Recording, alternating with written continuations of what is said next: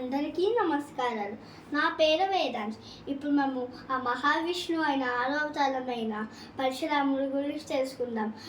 రేణుకాదేవి ఇంకా జమదగ్ని మహర్షికి చెందిన పుత్రుడే పరశురాముడు. జమదగ్ని మహర్షి ఒకరోజు యజ్ఞం చేస్తున్నప్పుడు రేణుకాదేవిని యజ్ఞానికి నీళ్ళు కావాలని అడుగుతారు. రేణుకాదేవి వెళ్తుంది. రేణుకాదేవి అప్పుడు అక్కడ నీళ్ళ దగ్గర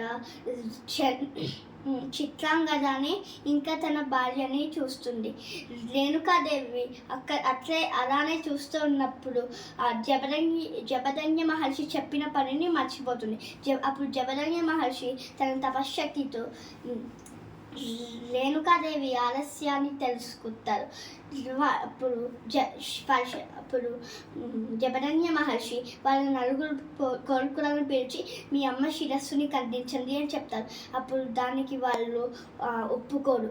అప్పుడు జమదగ్ని మహర్షి తన తపశ్శక్తితో వాళ్ళని భస్మం చేసేస్తారు. పరశురాముడిని అడుగుతారు. పరశురాముడికి ఆజ్ఞాపిస్తారు, నువ్వు మీ అమ్మ శిరస్సుని ఖండి అని. పరశురాముడు అప్పుడు ఒక్క క్షణం కూడా ఆలోచించకుండా వాళ్ళమ్మ శిరస్సుని ఖండిస్తారు. సంతోషించిన జమదగ్ని మహర్షి ఏం వరం కావాలని కోరుకో అంటారు. అప్పుడు పరశురాముడు మా అమ్మని ఇంకా మా నలుగురు సోదరుని బతికించని అడగారు అని చెప్తారు. వాళ్ళు వెంటనే బతుకుతారు. తదాస్తు అంటే అప్పుడు నేను అందరికీ అందుకే పరశురాముడు ఒక్క క్షణం కూడా ఆలోచించకుండా వాళ్ళమ్మని అంతం చేసేస్తారు. వాళ్ళ నాన్నకి మళ్ళీ వాళ్ళమ్మని ఇంకా సోదరుని బతికించే శక్తి ఉంది కాబట్టి అందరికీ పరశురామ విజయోత్సవాలు.